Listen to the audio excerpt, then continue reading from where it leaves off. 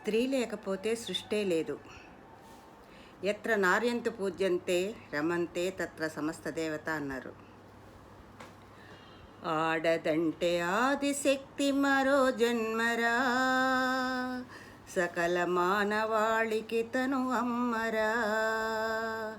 ఆడదంటే ఆదిశక్తి మరో జన్మరా, సకల మానవాళికి తను అమ్మరా.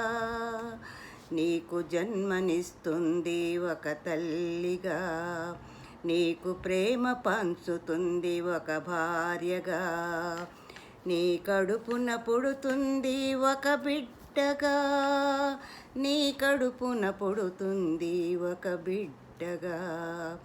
ఆడదంటే ఆదిశక్తి మరో జన్మరా, సకల మానవాళికి తను అమ్మరా.